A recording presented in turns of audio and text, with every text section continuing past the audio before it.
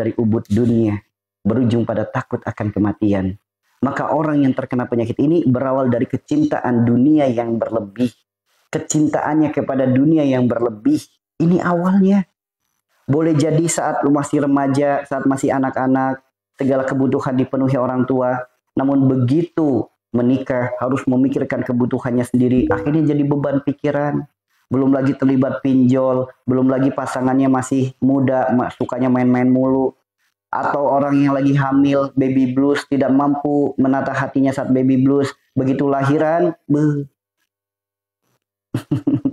begitu lahiran, tantrum, muncul ketakutan, kekhawatiran, takut gak bisa ngebesarin, takut anaknya gak sempurna, dan lain sebagainya. Akhirnya muncul lagi hal-hal seperti itu, terkena lagi penyakit seperti ini. Atau bisa juga ditinggalkan seseorang yang dicinta, baik ditinggalnya karena kematian maupun ditinggal karena selingkuh.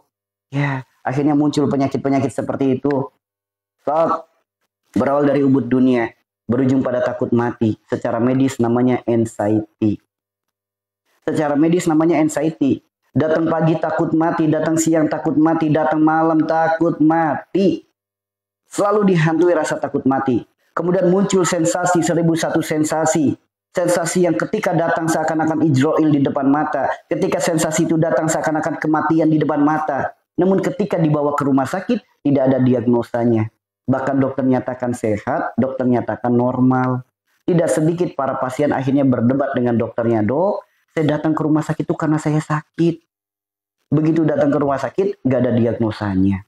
Gak ada obatnya. Bolak-balik ke rumah sakit. Dokter sampai bingung mau ngasih obat apa.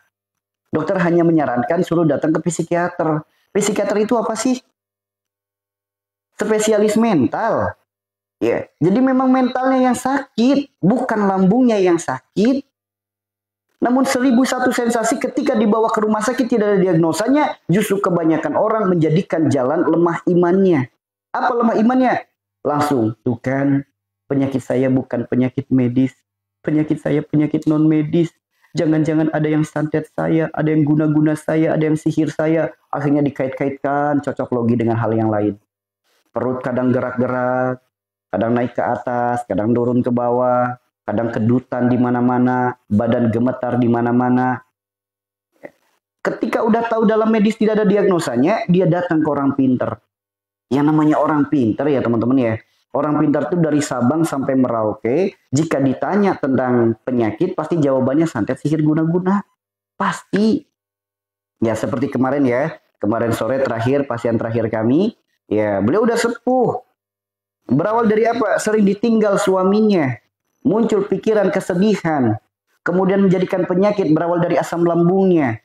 Berawal dari perut begah dan lain sebagainya. Didatangi orang seakan-akan nolong. Ternyata apa? Mengajak kepada kemusyrikan. Ya, mengajak kepada kemusyrikan. Makanya, ayo saudaraku semua yang dirahmati Allah. Ketika sakit, ayo ingat. Allah maha pemilik obat. Allah yang maha menyembuhkan. Allah yang maha menolong. Allah sendiri yang berfirman dalam Al-Quran surat Asy-Syu'ara ayat 80. Wa idza maritu fahuwa yasfin. Apapun penyakit kita, apapun sakit kita, Allah yang maha menolongnya. Allah menitipkan kepada kita penyakit, Allah bukan sedang nyuruh kita cari obat. Allah sedang tidak nyuruh kita ikhtiar ke sana kemari. Allah menitipkan kepada kita penyakit, Allah sedang berpesan. Apa pesan Allah? Ya ayyuhalladzina amanu, tubu ilallahi taubatan nasuha. Asa rabbukum ayyukafir ankum sayiatikum wa yudkhilakum jannah.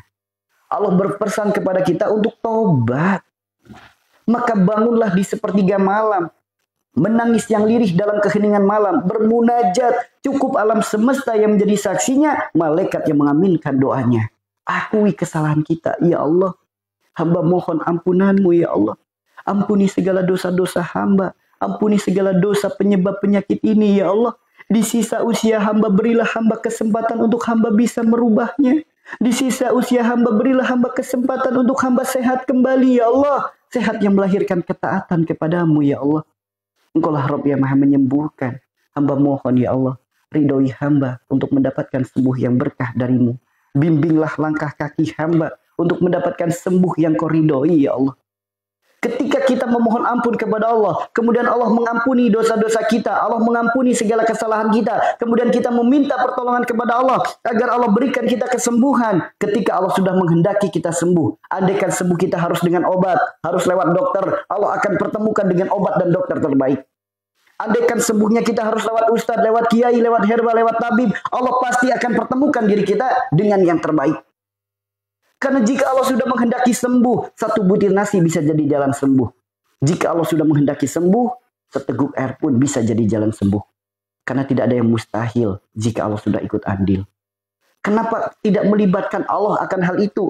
Padahal yang maha menyembuhkan Allah, yang maha memberikan pertolongan Allah, yang maha memiliki obat Allah. Allah di mana? Allah berfirman, aku dekat, sedekat urat nadimu. Kenapa ada Allah yang maha dekat tidak didekati? Kenapa ada Allah yang bisa ngasih jaminan sembuh tidak didekati? Kita malah lalai mencari selain daripada Allah. Sibuk ikhtiar ke sana kemari, Allah yang maha menyembuhkan tidak didekati. Bahkan lebih percaya kepada ucapan orang-orang pintar, ucapan para pedagang agama, ucapan para pedagang obat. Sehingga firman Tuhannya diabaikan. Ini gimana penyakitnya nggak tambah parah? Ketaatan ditinggalkan. Lebih taat dengan pedagang obat, lebih taat dengan pedagang agama. Gimana mau dapat kesehatan? Ayo sudah pada waras yuk, pada waras. Lantas bagaimana jalan sembuh yang harus ditempuh untuk orang-orang yang mengalami penyakit ini? Ingat, ini bukan penyakit jasad. Ini adalah penyakit rohani. Adanya lambung iritasi itu efek daripada sakitnya rohani. Ketika rohaninya sehat, pasti lambungnya sembuh. Pasti. Rohani berkaitan dengan alam batin, alam hati kita. Maka obati, perbaiki hati kita. Bagaimana cara ngobatin hati kita? Obatnya hati tidak ada di toko obat. Tidak dijual di apotek. Tidak dijual di mana-mana. Obatnya hati ada pada diri kita sendiri. Apa itu obatnya hati? Obat hati itu ada 5 perkara. Yang pertama baca Quran dan maknanya. Sok. Rajin baca Quran saja pasti sembuh, pasti. Kenapa ragu untuk membaca Al-Quran? Sedangkan Allah udah ngasih jaminan sembuh. Sebagaimana firmannya dalam Al-Quran surat Yunus ayat 57. Sok, segala solusi ada di Al-Quran. Segala nasihat ada dalam sunnah Nabi kita. Apalagi yang membuat diri kita tidak berubah. Apalagi yang membuat gak mau percaya gitu. Allah berfirman, ya ayuhan nas qad ja'atkum mau'izatun min rabbikum wa syifaa'un lima fis sudur wa hudan wa rahmatul lil mu'minin. Hai manusia, sini aku kasih tahu. Ada obat segala penyakit dalam dirimu, ada obat segala penyakit dalam dadamu, ada penyembuh segala penyakit yang ada dalam tubuhmu. Apa itu penyembuhnya? Apa kata Allah? Al-Qur'an. Maka ayo baca Al-Qur'an. Baca Al-Qur'an. Baca pula terjemahannya. Supaya kita tahu. Karena baik kata Al-Quran. Halal untuk kita. Jangan kata Al-Quran. Tinggalkan. Yuk. Baca Al-Quran. Orang lagi sakit kok suruh baca Al-Quran. Nih. Orang yang lemah imannya. Orang disuruh baca Al-Quran. Malah beralibi. Saya itu lagi sakit. Saya butuh obat. Bukan suruh baca Al-Quran. Ini ciri-ciri orang yang Islamnya KTP doang. Ya. Ciri-ciri orang yang Islamnya KTP doang. Gitu ya. Ciri-ciri orang yang Islamnya KTP doang. Saya tanya, orang yang takut baca Al-Quran, orang yang malas baca Al-Quran, yang harus diobatin rohaninya apa? Lambungnya. Karena bagi orang yang terkena penyakit ini, suruh baca Al-Quran itu takut. Karena baru membuka Al-Qurannya saja, udah keringet dingin, udah gemetar badannya, udah udah lemes. Sok, siapa di sini yang buka Al-Quran langsung keluar keringet dingin? Siapa di sini yang buka Al-Quran langsung berdebar-debar hatinya? Langsung muncul ketakutan, kekhawatiran dalam hatinya. Sok, siapa di sini? Bagi teman-teman yang terkena penyakit asam lambung, panic attack, penyakit anxiety, Al-Quran bukan dibaca. Al-Quran cuma sebagai teman tidur. Al-Qurannya ditempelin di telinga, ditaruh di atas kepala, dipeluk doang. Ya nggak ngaruh apa-apalah. Emang setan takut dengan Al-Quran? Enggak. Emang tuyul takut dengan Al-Quran? Enggak. Barakallahu Ibu Hamidah. Namun ketika Al-Qurannya dibuka, kita baca, baru mereka takut. Kalau cuma jadi pajangan doang, apa takutnya mereka? Maka bacalah Al-Quran. Ya, baca Al-Quran beserta maknanya. Yang kedua, sholat malam dirikanlah. Yuk bangun di sepertiga malam. Kenapa? Karena Allah turun ke langit bumi. Siapa yang meminta ampunan Allah ampuni, siapa yang meminta Allah beri, siapa yang memohon Allah kabulkan. Ayo, bangun sepertiga malam. Padahal sudah dibangunin sama Allah di sepertiga malam. Bukannya sholat malam, malah update status. Kambuh di jam yang salah. Gimana mau sembuh? Bangun di sepertiga malam itu untuk sholat malam. Bukan untuk update status. Kambuh di jam yang salah. Ketika mau sholat malam takut.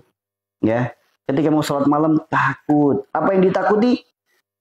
Takut dingin, takut gelap, takut pojok, takut hantu, takut kepleset, takut kambuh. Macam-macam yang ditakuti.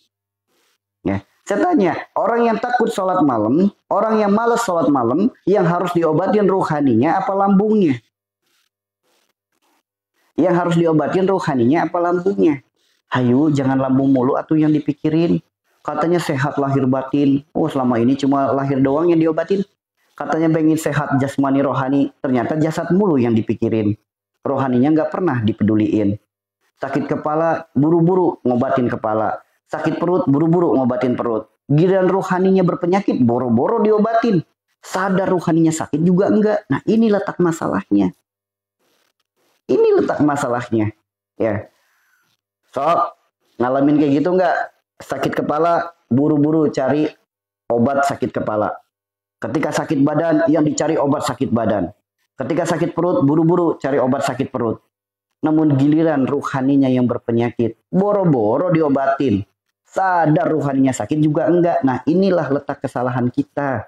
Kita hanya sibuk memikirkan perkara kulit, kita hanya sibuk memikirkan perkara casing, hanya memikirkan perkara jasad.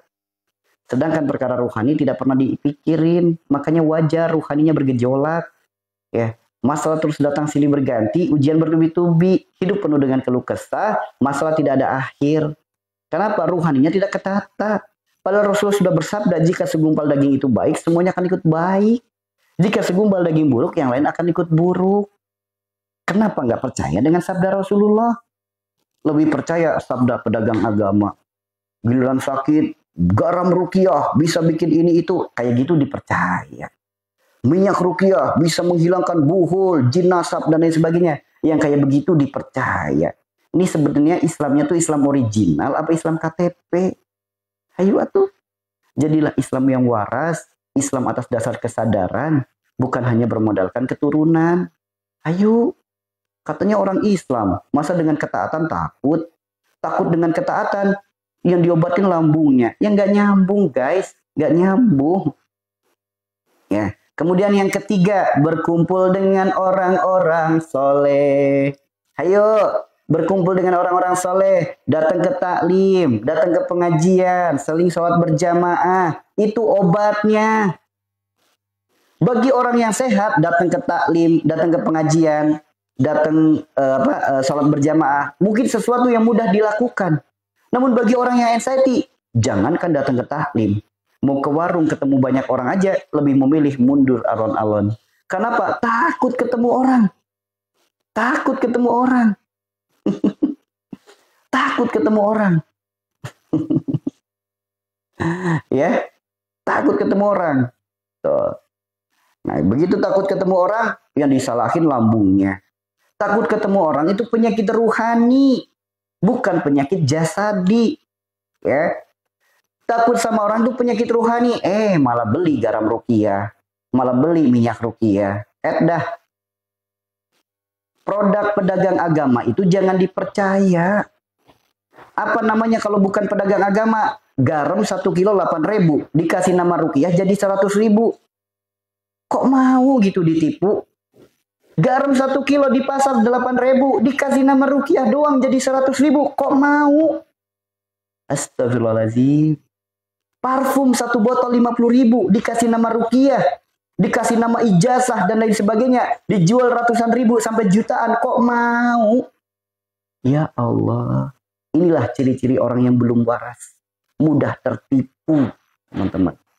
Kenapa tidak boleh? Ya, sok. Kalau nanya ke Ustadz mungkin kelamaan ya nanyanya. Sekarang keluar dari room ini, buka di Google browsing. Hukum minta diruqyah. Sok, buka aja di browsing. Dalil minta diruqyah. Sok. Tidak akan mencium aroma bau surga, teman-teman. Ruqyah itu pengobatan yang baik, namun minta di ruqyah sesuatu yang tidak dibenarkan dalam agama kita. So, kalau nggak percaya buka sendiri. Sakit, tolong ruqyah saya dong. Nah itu nggak boleh. Kalau pengen ruqyah mandiri, lakukan sendiri, bukan bergantung kepada peruqyah. Kalau belum bisa belajar, bukan malah beli produk ruqyah. Itu mah oknum pedagang agama. Taunya dari mana kalau itu produk memiliki kualitas? Yakin nggak itu didoakan oleh orang muslim? Siapa yang mendoakannya? Ya, tuh ya, makanya jangan mau ketipu oleh pedagang agama. Bukankah di Al-Quran sudah disebutkan haram hukumnya memperjualbelikan ayat-ayat Allah, haram hukumnya memperjualbelikan agama, haram hukumnya memperjualbelikan doa. Lah, kan udah haram hukumnya memperjualbelikan doa. Udah tahu ada produk atas nama doa dibeli. Bukan ulama itu yang menjual, pedagang agama. Karena yang namanya ulama itu menghidupi agama, bukan cari hidup dari agama. Tuh bedanya ya teman-teman ya. Gak peduli namanya yang besar, gak peduli gelaran yang banyak. Kalau dia menjadikan agama sebagai bahan untuk dia berbisnis, dia bukan ulama namanya, melainkan pedagang agama. Tuh. Karena Pak, berbisnis atas nama agama adalah bisnis yang sangat basah. Tuh teman-teman. Gitu ya. Maka jangan percaya dengan produk-produk kayak gitu. Ya, jangan percaya. Kemudian, saya tanya, orang ketika takut ketemu dengan orang, berkumpul dengan orang takut, kira-kira yang harus diobatin ruhaninya apa lambungnya? Orang takut ketemu orang, yang diobatin lambungnya. Yang nggak nyambung. Takut ketemu orang itu yang harus diobatin mentalnya. Ruhaninya yang harus diobatin. Bukan lambungnya. Sagu tani diminum mulu. Itu lambung apa kuah seblak? Sagu tani air aci diminum mulu.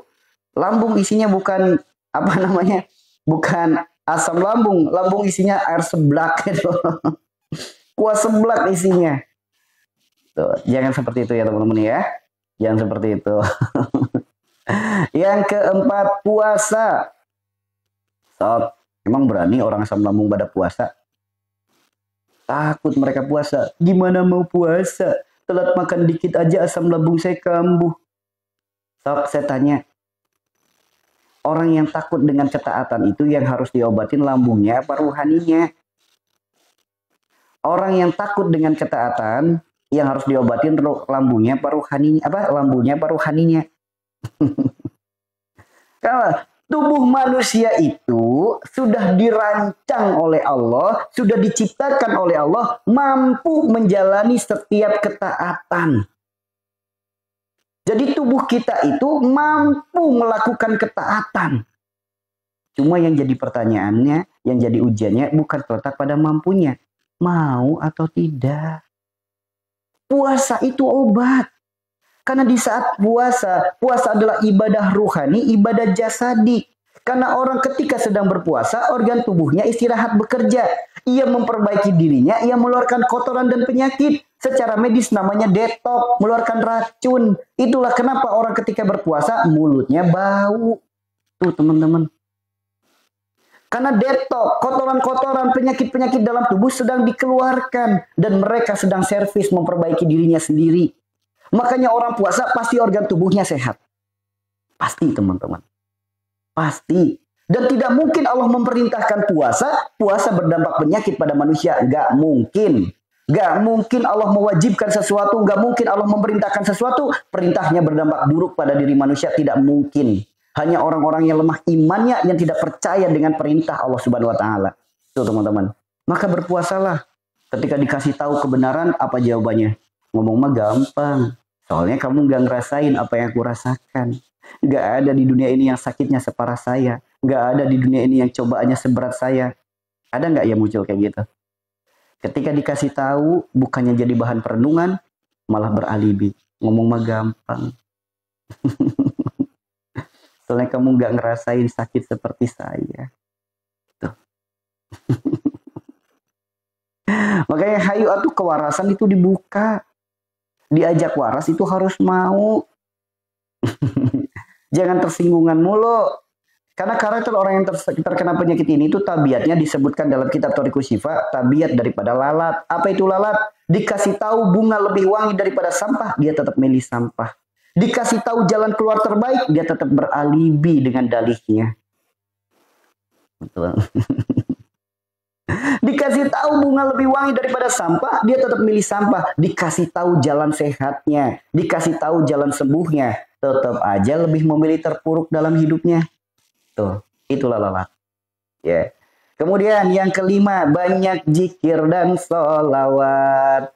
Yuk, kalau pengen sembuh dari penyakit asam lambung, anxiety, panic attack, banyakin zikir dan sholawat. Hidup itu untuk banyak zikir, bukan dibanyakin mikir. Karena orang hidupnya banyak mikir, ujung-ujungnya jadi kentir.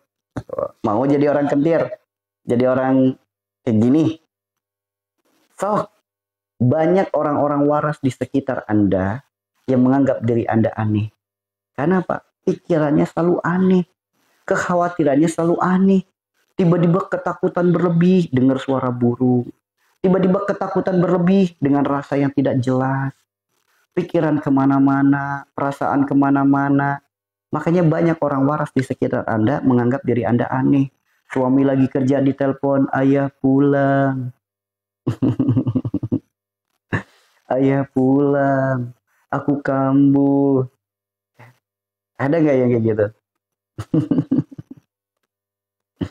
Tuh, dengar suara apa aja takut. Aneh pikirannya. Anak sekolah belum pulang takut. Jangan-jangan anak saya diculik tahu bulat. Lah, gitu teman-teman. Banyak ketakutan-ketakutan yang dirasakan. Ya, Zaki, saudara-saudara kita yang lain, alhamdulillah semuanya lancar, suaranya lancar, videonya lancar, ya.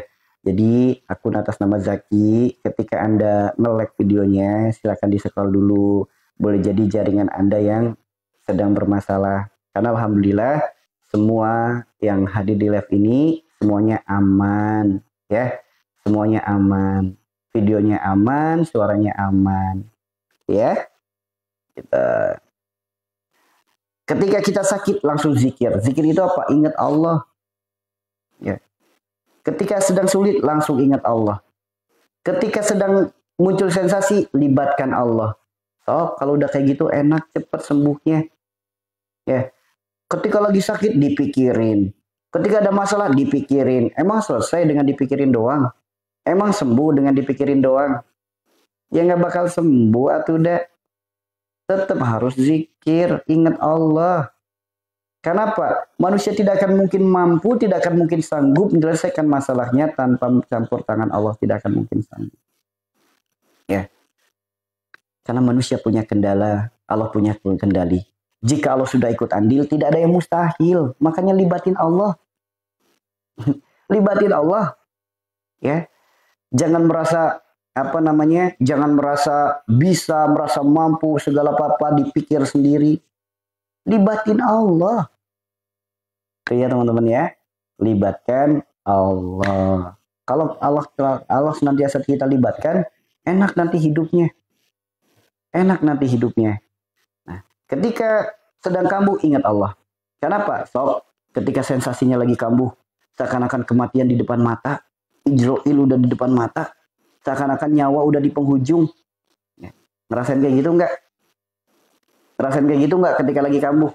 Ingat, hanya Allah sebaik-baik penolong kita, hanya Allah sebaik-baik pelindung kita. Maka ketika sensasi itu lagi muncul, segera tenangkan diri kita. Bagaimana cara menenangkan dirinya? Hasbunallah wa ni'mal wakil, ni'mal maula wa ni'man nasir. Yuk, teman-teman yang punya penyakit asam lambung, punya penyakit anxiety, panic attack, ketika sensasi itu lagi kambuh, seakan-akan kematian di depan mata, siapa yang pengen sembuh, ayo ikuti. Bagaimana caranya? Tarik nafas perlahan dari hidung. Hembuskan lewat mulut, dalam hati ucapkan Allah. Tarik nafas yang panjang dari hidung. Hembuskan lewat mulut, dalam hati ucapkan Allah. Nanti ketika badan sudah mulai hangat, baru kita berzikir. Yakinlah, hanya Allah sebaik-baik penolong kita, hanya Allah sebaik-baik pelindung kita. Hasbunallah wa ni'mal wakil.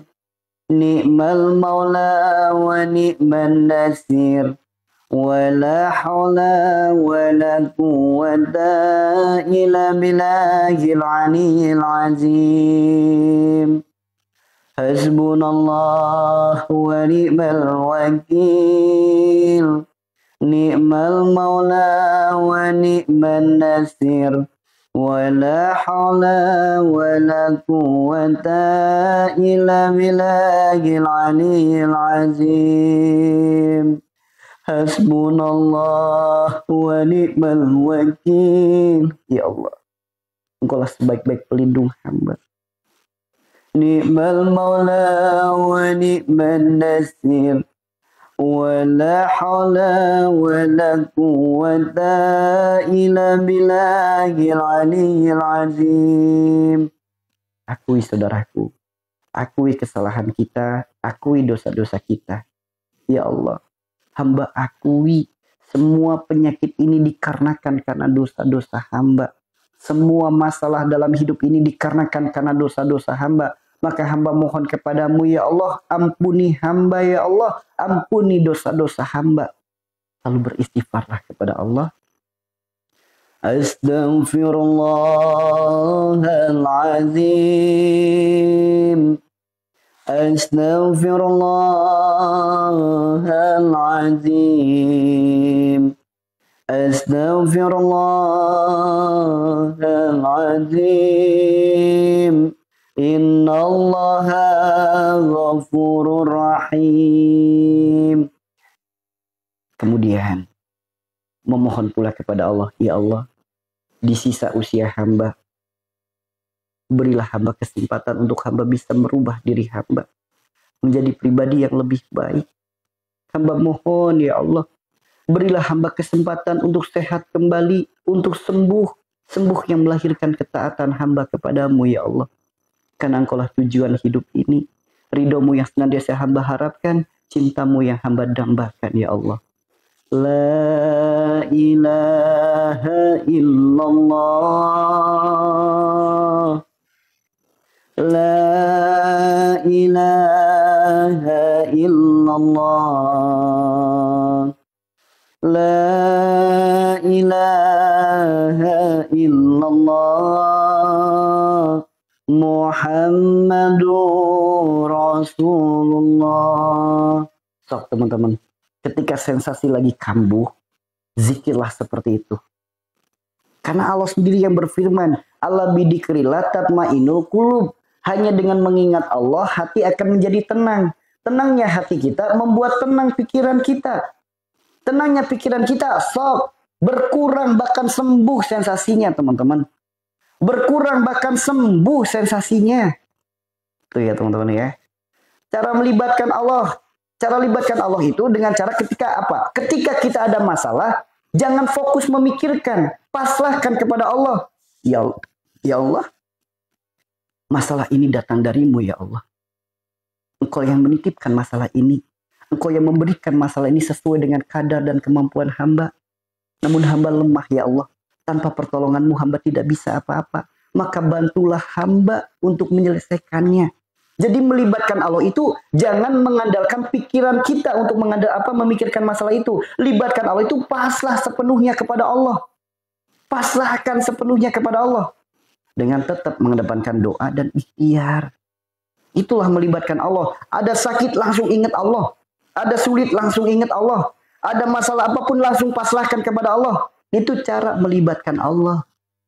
Itu ya. Jadi ada sakit jangan lupa Allah.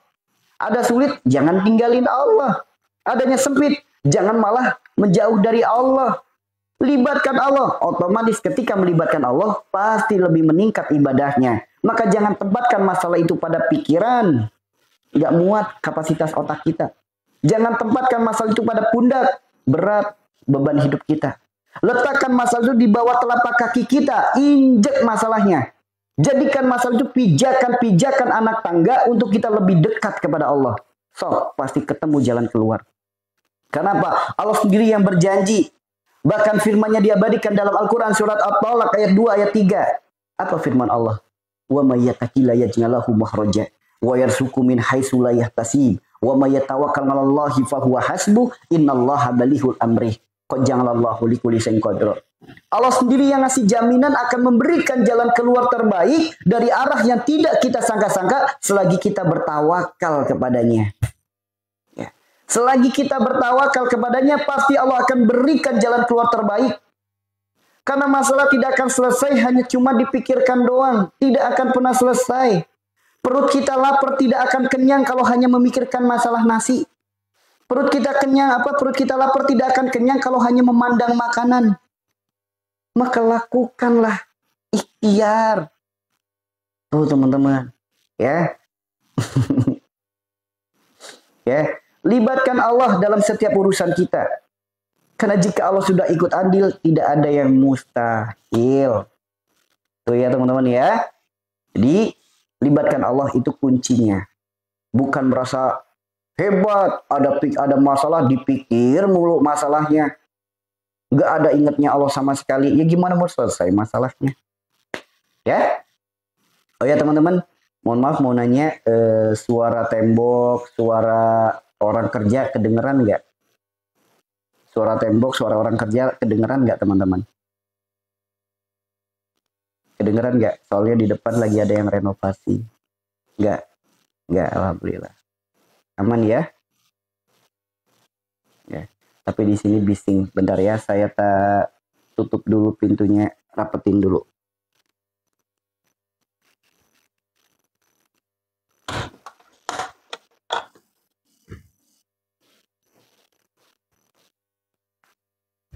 Ya. Alhamdulillah teman-teman, berkat doa dan support teman-teman, majelis kita sedikit demi sedikit sedang renovasi ya teman-teman ya. Minta doanya semoga majelis kita senantiasa diindahkan oleh Allah, dinyamankan tempatnya, sehingga para tamu-tamu Allah yang berdatangan semakin nyaman untuk menempati tempat ini. Orang-orang yang datang untuk berzikir, datang untuk berobat, datang untuk menimba ilmu, semoga semua diberikan kenyamanan semuanya. Ya, mohon doanya selalu ya teman-teman ya. Semoga proses renovasi ini berjalan dengan lancar, dimudahkan dan dicukupkan semuanya. Ya, majelis kami berada di depan stasiun Legok, Kecamatan Pekuncen, Kabupaten Banyumas, ya, Jawa Tengah. Itu ya. Bismillah. Zaki, saudariku, ya. Semua yang ada di live ini, alhamdulillah aman, suaranya aman, videonya aman. Ketika punya Anda nge-lag sendirian, mohon jangan komentar nge-lag ya teman-teman ya. Karena itu berdampak buruk pada akun kita. So, kalau memang ada yang nggak lancar, di-scroll saja dulu atau keluar dulu aja. Hapus dulu semuanya, baru masuk lagi. Insya Allah lancar. Gitu ya. Jadi, atas nama Zaki, dari tadi kan nge-lag mulu ya. Berarti yang bermasalah bukan pada di sininya, tapi pada mungkin jaringan di tempat Anda, atau mungkin sinyalnya, atau mungkin karena banyak sampah di HP-nya. Maka keluar dulu, hapus dulu semuanya, baru masuk lagi, atau di scroll. Gitu ya. Gitu. Gitu ya, bagi teman-teman yang sudah mengalami penyakit ini, paham ya di sini ya. Iya, saya berada di depan stasiun Legok, Kecamatan Pekuncen, Kabupaten Banyumas, Jawa Tengah. Ya. Itulah jalan sehat, jalan sembuh yang berkah. Jadi Allah menitipkan kepada kita penyakit, Allah bukan sedang nyuruh kita cari obat, melainkan Allah berpesan kepada kita untuk bertaubat. Maka hayu, siapapun di sini yang sedang sakit, hayu, jangan sibuk cari obatnya, sibuklah perbaiki penyebabnya. Kenapa harus penyebabnya diperbaiki? Ibarat kata gini teman-teman. Kita punya rumah, atap kita rusak, atapnya bocor. Atap yang bocor, atap yang rusak otomatis jadi bocor. Ketika bocor, hanya sibuk cari ember, cari baskom, kira-kira bocornya sembuh nggak? Saya tanya teman-teman, kita punya atap, punya rumah, atapnya rusak, sehingga bocor. Ketika bocor, hanya sibuk cari ember, cari baskom, kira-kira bocornya sembuh nggak?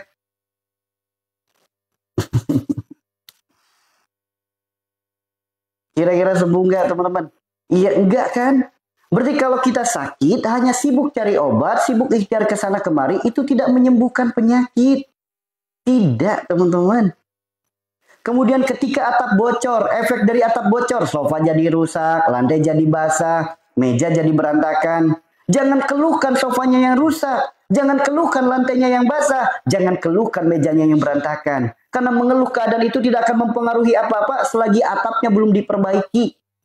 Jadi ngeluhnya kita dengan sensasi penyakit tidak akan mempengaruhi apa-apa selagi penyebabnya belum diperbaiki. Yang ada semakin mengeluh, semakin terpuruk keadaannya. Itu teman-teman. Ya, jadi penyakit itu bukan untuk dikeluh kesahkan. Namun jadikan penyakit ini sebagai jalan untuk kita lebih dekat kepada Allah. Jalan untuk memperbaiki diri. Karena adanya sakit itu karena adanya kesalahan. Rasulullah sendiri yang bersabda, tidaklah Allah titipkan penyakit, melainkan Allah gugurkan dosa. Adanya sakit disebabkan karena adanya dosa. Gerbangnya dosa, sifat, perilaku, perbuatan. Maka barang siapa yang ingin mendapatkan sembuh yang berkah, yuk perbaiki sifatnya, perbaiki perilakunya, perbaiki perbuatannya. Sakit apapun pasti berkaitan dengan sifat sendiri, perilaku kita sendiri, perbuatan kita sendiri. Apapun penyakitnya, apapun. Apapun teman-teman. Ya. Barakallah Aryani, barakallah.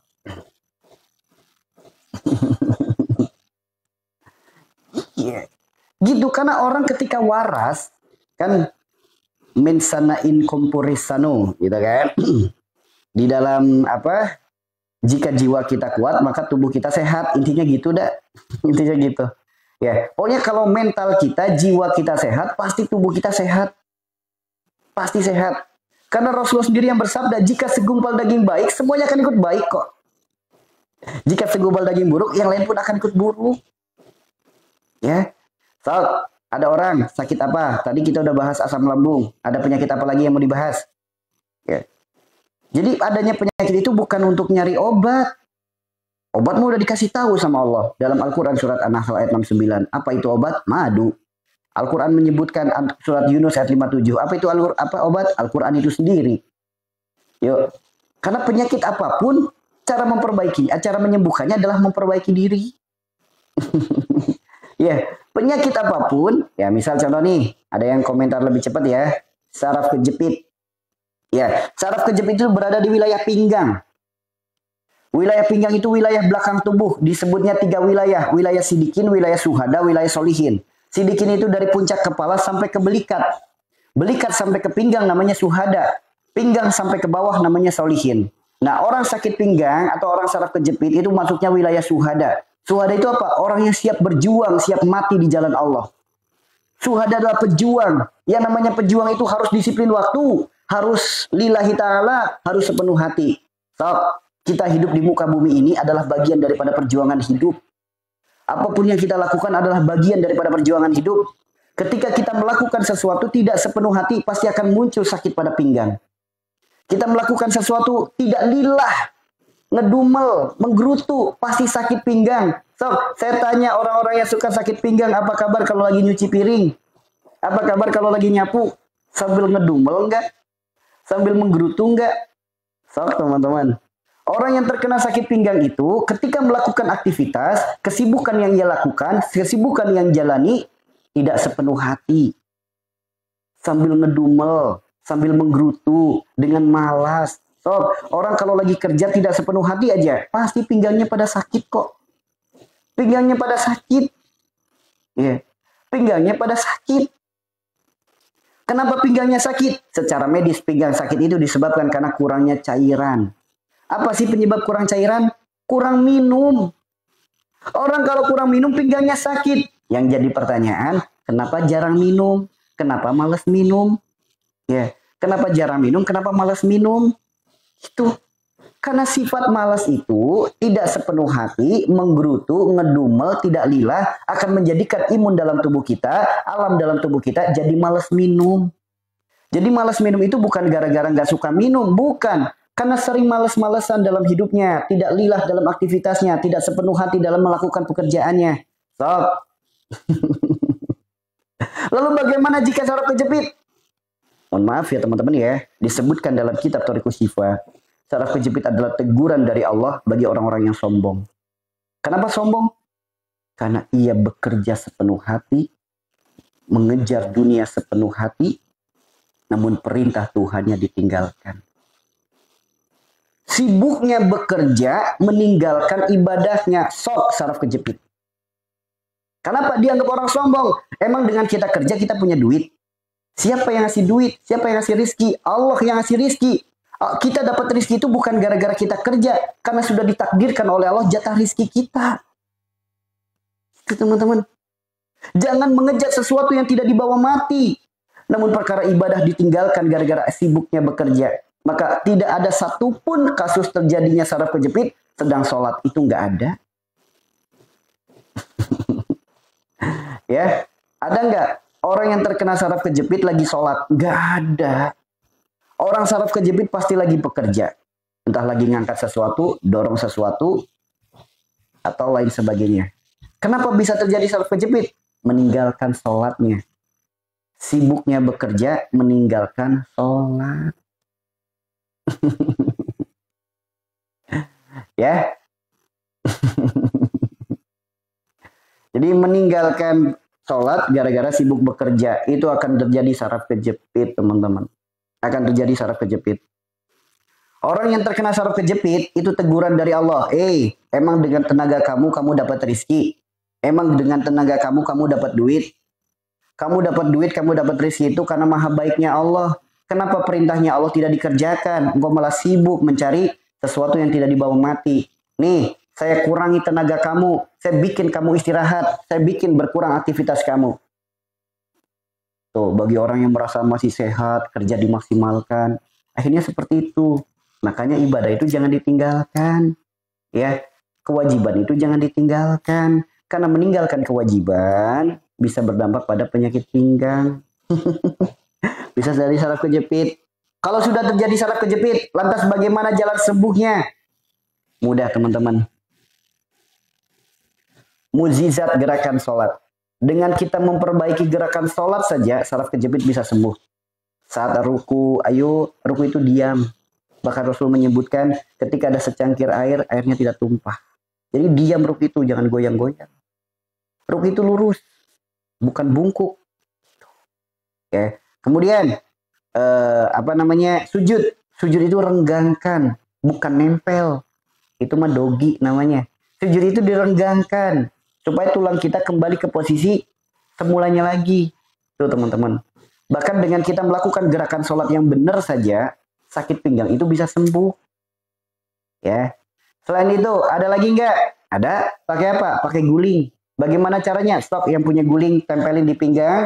Tempat kita pakai celana. Ya. Tempat kita pakai celana, taruh guling, kemudian kita tiduran, terlentang, arahkan tangan ke atas. Usahakan 10-15 menit rutin setiap hari. Sembuh saraf kejepitnya. Ya. Ketika seperti itu belum sembuh juga, maka dengan cara terapi yang diajarkan oleh Rasulullah. Apa sih yang diajarkan Rasulullah? Hijamah. Semua penyakit ada obatnya, dan sebaik-baik pengobatan adalah hijamah. Maka lakukan hijamah. Apa itu hijamah? Berbekam. Lakukan bekam. Tuh. Ada lagi gak cara lain? Banyak kalau kita bicara caranya. Namun yang jadi pertanyaan, mau nggak bertobat dari kesalahannya? Tuh teman-teman. Karena penyembuhan itu bukan terletak pada ikhtiar kita. Mau nggak bertobat mengakui kesalahan? Itu ya teman-teman ya. Tuh, makanya orang-orang yang terkena saraf kejepit, orang yang sering sakit pinggang, ayo mulai saat ini jangan suka lalai dengan sholat. Menunda-nunda waktu sholat bisa bikin pinggang sakit. Malas ibadah, malas bekerja, kemudian kaum rebahan, sok bikin pinggang pada sakit. Ya, kemudian jalan sembuhnya, perbaiki gerakan sholat saat ruku dan sujudnya, kemudian lakukan terapi guling, bisa juga dengan berbekam. Itu seperti itu ya teman-teman ya. Tiduran. Jadi saya nggak ada guling sih ya. Ini aja deh. Ini mainan Maryam nih. Anggap aja ini guling. Ya, anggap aja ini guling. Taruh di pinggang. Nah, taruh di pinggang tempat kita pakai celana. Kemudian kita tiduran. Tidurannya di lantai. Bukan duduk ya, tiduran di lantai. Pinggangnya dikasih guling. Tangannya arahkan ke atas kayak gini.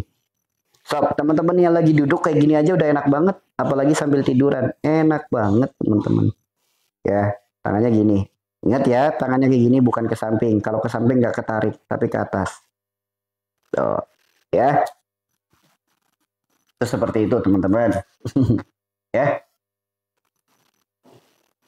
Siap, siap. Bismillah, semoga yang nyimaknya sambil aktivitas, semoga Allah yang lagi nyuci, semoga Allah jadikan pakaiannya yang bersih, bersihnya pakaian menjadikan indah pakaiannya, indah dikenakannya, akhlaknya menjadi indah, menjadikan menambah semangat dan ketaatan untuk ibadah.